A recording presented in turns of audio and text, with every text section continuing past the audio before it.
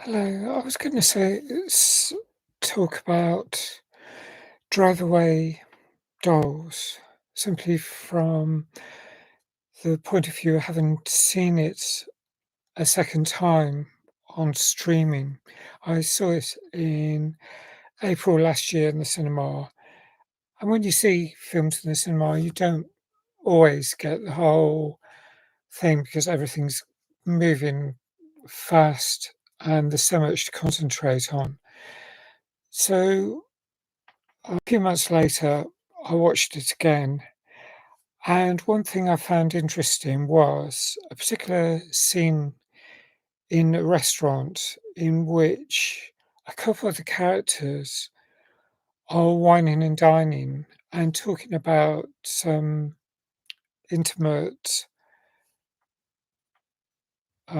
relationship stuff between them. And um, the thing that really interested me was it's one of the few times that ace and specifically in this case demi ace was being talked about because it wasn't actually mentioned, but it was referred to in this film um, when one character was asking the other why no, was sort of like kind of chatting her up, was more or less saying that, "Shall we try having some kind of relationship?" And she recognized that the only relationships that the other character, played by Margaret Qualley, would, um, countenance is where, um, she would get feelings, and that is a sort of demi-ace element that I understand. It's one of those few situations where I've heard Ace actually even talked about in film. There are a few examples, all in very recent films. For instance, Cat Person, there was mention of an Ace character, more peripheral character, not one of the main protagonists, but it was at least mentioned. And um, Frozen. Now, the thing about Frozen, I didn't know about it at the time, but I read a blog by a colleague about 3 years ago, in which she talked about the character being Ace as such, and I really wasn't aware of any of it. I wasn't even aware of my own Aceness at that point. So there's an awful lot that you can gradually understand. And considering all the years I've been on this planet and all the questions people have asked me, it's just taken to this point in my life for me to understand my own idea and my own um, how my own approach to relationships. I don't have a strong sexual attraction to anyone. Occasionally it does come up, um, but probably because almost all the times when I did have crushes or fall in love with people when I was younger, I felt I kind of suppressed it and also felt that the only relationships or the only way I would let myself fall in love was if I was certain that the other person was equally, was reciprocal, was also in love with me as much. And that practically has never happened. Occasionally, someone's fallen for me, but I haven't found them attractive. So it's just one of those things. I don't do relationships. It doesn't bother me too much. I I had relationships, like, when I was 17, but even back then, it was asymmetrical. It didn't work out very well. There was a lot of the other the person I went out with was jealous of, jealous as in possessive, worried that I was interested in other people. No, I actually wasn't that. I mean, I was attempting to find people attractive, and you can't really force your own feelings. You either do or you don't, and I didn't. And so it felt really strange. I mean, I read in books. The thing is, the books I was reading back then, when I was that age, seemed to think that all just about everything in LGBTQIA plus was a phase, and by phase I mean temporary, and that gradually things would settle down, and people who were LGBTQIA plus were effectively immature. That's more or less what these books suggested things were. And in effect, at that time, I was gaslit. I believed what was said. I thought, okay, I'll wait, I'll see what happens. And things didn't change. And had I went out with someone for nearly 2 years, and gradually this person got more and more angry with me because I just wasn't interested, I just wasn't attracted in a way to her. And it felt very, frustrating for both of us, I think. I was quite relieved when I got ditched or dumped. I I I felt a sense of freedom that I could just get back to ordinary life.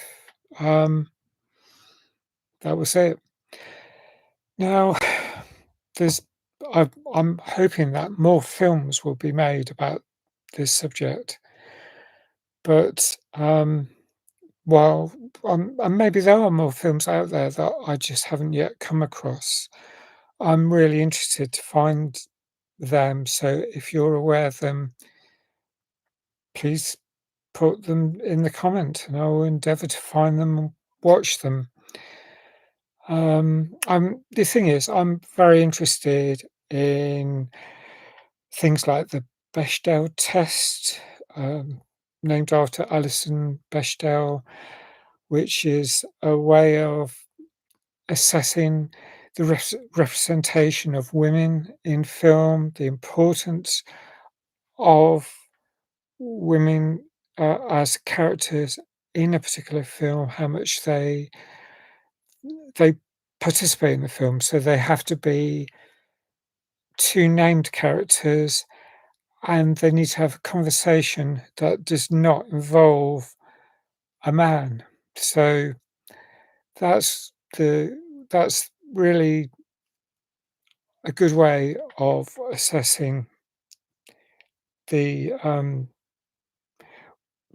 the ability the whether a film is woman friendly effectively, because there's an awful lot of underrepresentation of women in film.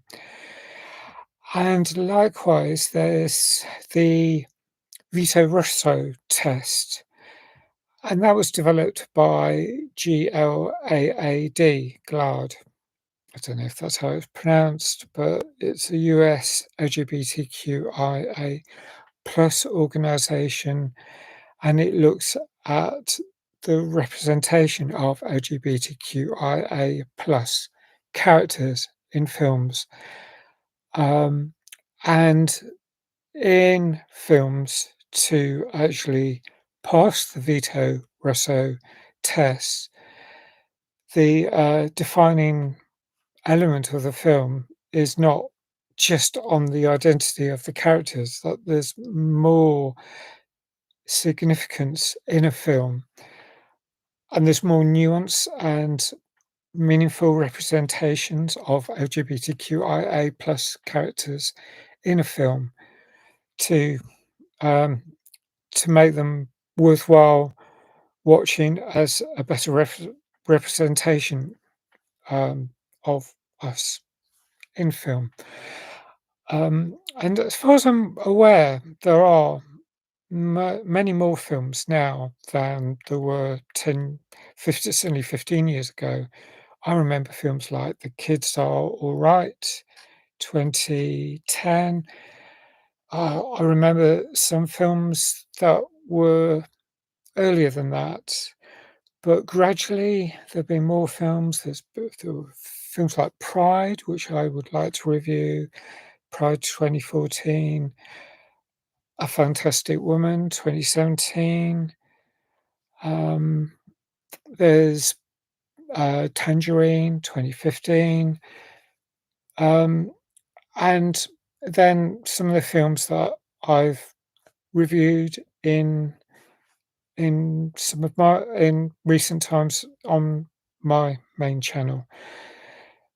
Um, I know the more I watch these films, the better an understanding I get of other characters right across the spectrum about, the different strands of LGBTQIA plus. And I want to learn, I need to learn just as much as everyone else because I only have my own limited my limited perspective, and I mean, I'm part of a few letters, but I'm represented by a few letters out of LGBTQIA.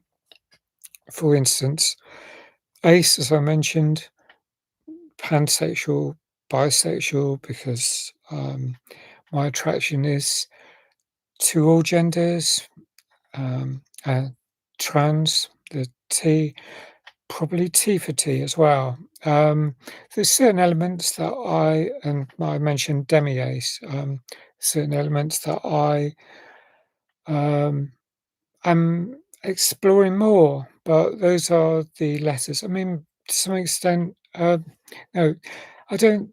The other letters. I mean, I talked last year about on my blog and my vlog about demi demi-trans, and I'm not really so sure about that. I think I'm firmly binary trans, for what that's worth. It doesn't really make any difference. I just am where I am. I've never found out if I'm intersex or not. I might have, I don't know about chromosomes or anything like that. So there's an awful lot I could discover about myself. I don't know. It's some of it. I think I've been exploring my ADHD, ADHD and autism in recent times. There's only so many things that my mind can handle at one time. So I'm just gradually learning things. I'm also hopefully exploring local history as I would very much like to understand LGBTQIA plus history in Islington, maybe other neighbouring boroughs like Haringey, Hackney, Camden, but also specifically wards and areas such as the Cali area, the Barnsbury area, and Clerkenwell, where there's the museum and there's a wealth of information that I've already been finding out about. So those are things that I'm going to explore a little bit in future videos. but that will perhaps be on a separate channel when I've thought about how to deal with all this. I've been to the British Library. There's a lot I can explore there, but it's going to take quite a while, and I've only got so much energy, so I'm exploring it at a pace that I can handle. So that's this entry, just something a bit different that I think fits in Cali seconds, so I thought I'd put it here. If you have any thoughts, please comment. If you know of any websites or places that are worth visiting, especially in North London, especially the areas that I can easily access, please let me know about them. And I hope to be posting more about that as I find out more about it. So tell me also about your thoughts if you've seen queer films, LGBTQIA plus films. I have seen a lot of them over um, the last 2 to 3 years whilst I've been making reviews on here. There's a few that I've seen a while back that I probably will need a refresher before I talk about them on here, but I've mentioned some of those. Pride is a good example. Pride 2014, definitely a film I'd like to talk about on here and hope to before long. But there's some brilliant documentaries, brilliant other films, um, which I'm hoping to find out about. Um, I'm looking forward to seeing more films I've yet to hear about. So please like if you like this video, and thanks if you subscribe. Please hit the notification button. Hope to see you again soon. Bye for now.